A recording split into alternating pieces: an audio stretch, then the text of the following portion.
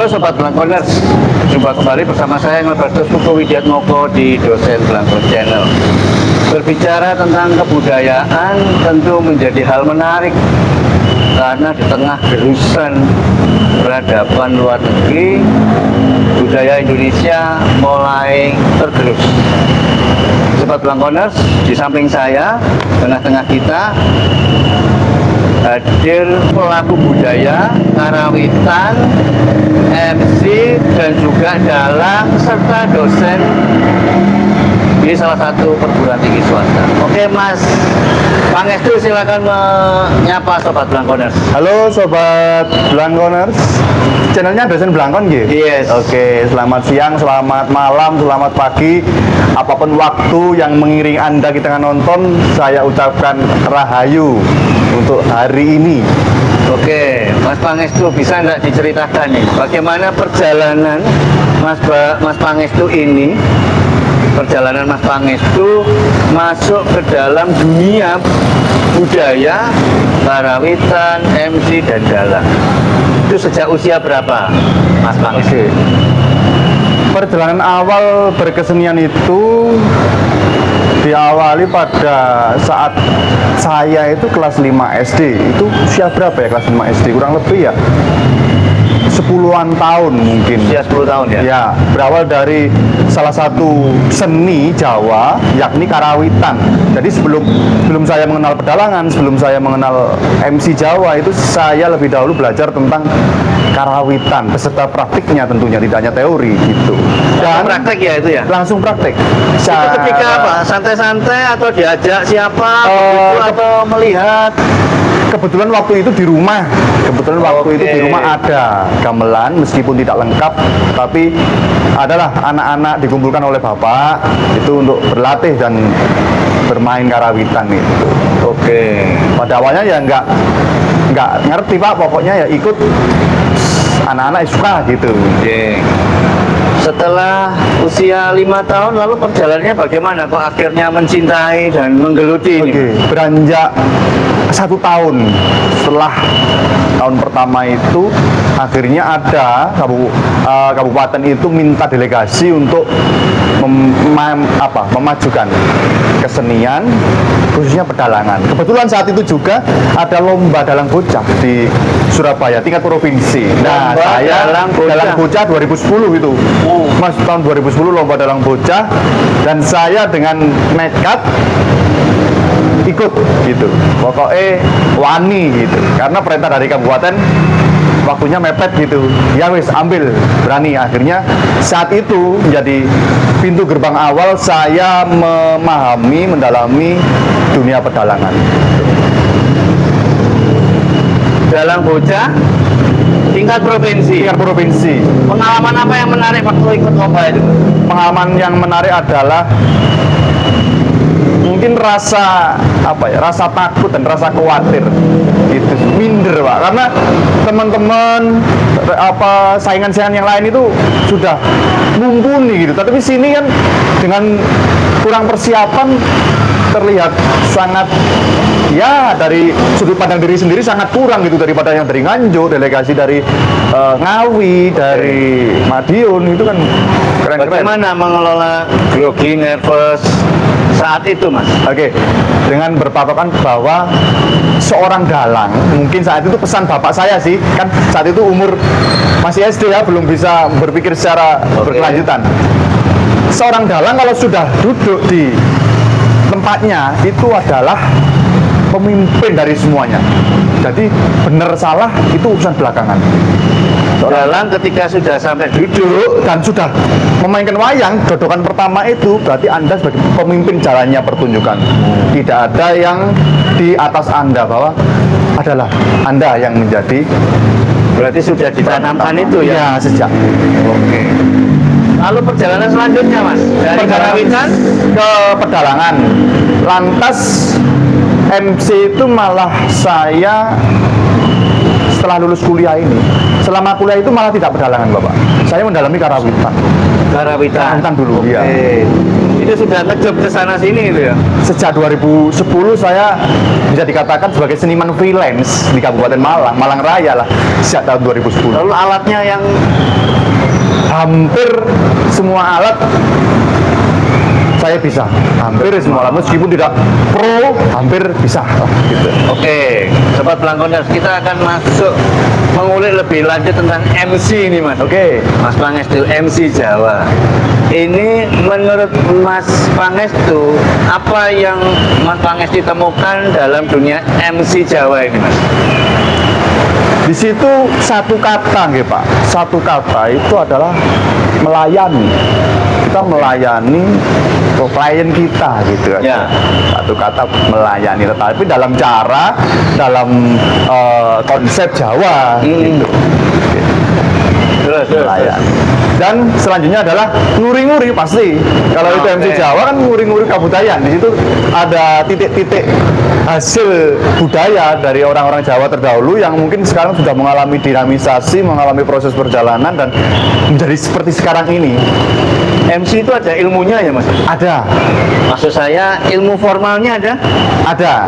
Ada, Nyatanya sampai dibuka sanggar Pambiworo, sampai dibuka pelatihan kan itu juga menandakan bahwa MC Jawa itu juga masuk ke ranah ilmu formal gitu.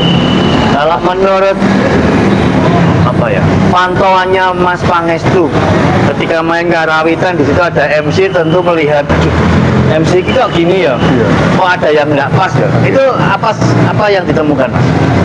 Mungkin di situ yang saya temukan adalah suatu ketidakpahaman dan yang berasal dari kenekatan gitu Pak. Berasal dari kenekatan dari MC tersebut misalnya, terus nekat menjadi MC dengan berbekal minim pengetahuan tentang MC dan akhirnya terjadi berbagai kesalahan yang terjadi. Oke. Contohnya kesalahan apa, Mas, yang sering atau yang pernah Mas Pangestu temui? Yang sering saya temui terkait MC adalah kesalahan yang tertampak mungkin ya. Ya. Berbusana, Bapak. Oh, berbusana. Berbusana. Ini ada pakemnya ya, Mas? Ada pakemnya. Oke. Bisa Berbusana. diceritakan, Mas? Misalnya, ya di sini kita tidak berbicara tentang benar dan salah, mungkin kita akan berbicara tentang mungguh dan orang mungguh, tepat dan tidak tepat gitu. Terkait Oke. busana misalnya, atasannya ikat kepalanya itu memakai style atau gagrak Jogja, tetapi busana yang dipakai itu bajunya itu memakai style Solo. Oh, bajunya Jogja, Solo misalnya, Solo, belakangnya, bawahnya misalnya Jogja. Dan Oke. terus bisa dikatakan sampai saat ini teman-teman itu kalau menyinggung sarkasmenya itu apa, gado-gado gitu busananya gitu kan, nggak enak dipandang, Nggak itu nyambung ya? nggak nyambung. Nggak Jogja Solo Jogja kan gitu. apalagi belum suapnya ya. Nah, paling belum slopnya gitu. Lalu yang lain apa, Mas? Terkait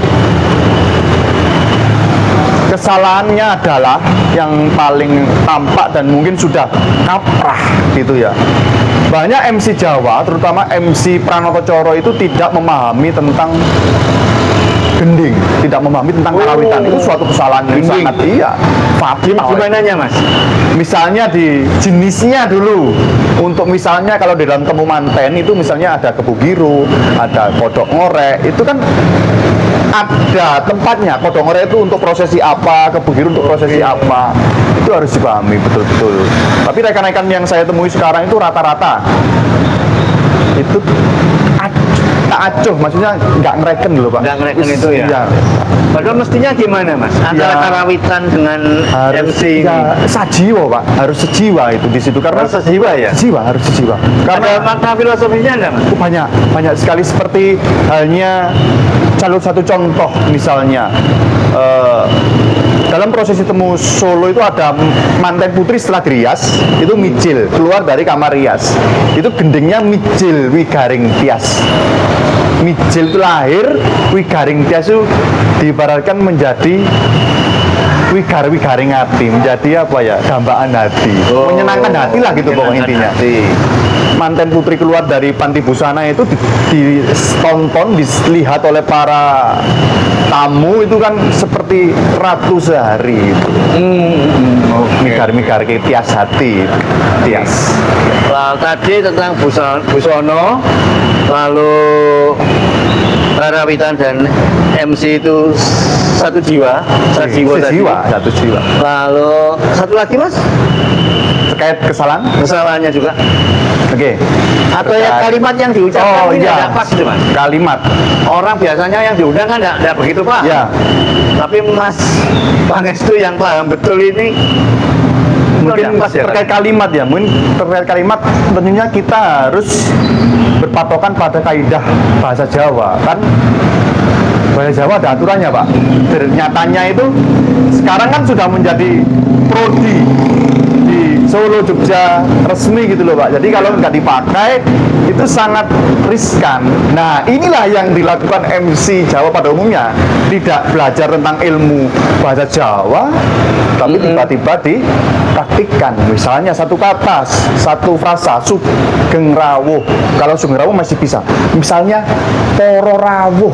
Oh, poro rawuh. Iya, poro rawuh kan artinya Fatal ini. poro datang. Ya nggak begitu fatal, tapi cuma salah kaprah gitu. Kan seharusnya poro ingkang sami rawuh. Nah, Para hadirin, poro ingkang sami rawuh. Itu sih mungkin yang sering saya dengar sependek pengetahuan saya itu Pak. Oke, Sobat Blangkones, tampaknya perbincangan kita dengan Mas Pangestu tentang budaya Jawa ini sungguh menarik. Dan sebelum mengakhiri, Mas Pangestu, ada yang mau disampaikan untuk Sobat Blangkones terkait karawitan, MC Jawa, atau perjalanan secara umum? Oke, secara umum ya Pak ya. Ya. Secara umum tentunya saya akan merujuk pada kejawaan ya, terkait dengan orang-orang Jawa. Pesan saya di sini, Anda semua, panjenengan semua itu jangan malu terhadap kebudayaan Jawa. Jangan malu menggunakan, jangan malu mengakui, karena pada saat ini itu terjadi krisis identitas, malu terhadap kebudayaannya sendiri. Maka dari itu, teman-teman, khususnya dari saudara-saudara Jawa, saya ingatkan dan saya pesankan, Anda jangan sampai malu, jangan sampai tidak mau nguri-nguri, tidak mau melestarikan, karena di situ ada terkandung falsafah yang mungkin belum Anda ketahui. Seperti itu, Pak. Oke. Sobat Blangkones, semoga perbincangan singkat namun mendalam, menambah wawasan dan menginspirasi untuk menguri-nguri budaya Jawa. Terima kasih. Tetap semangat. Semangat. Siap.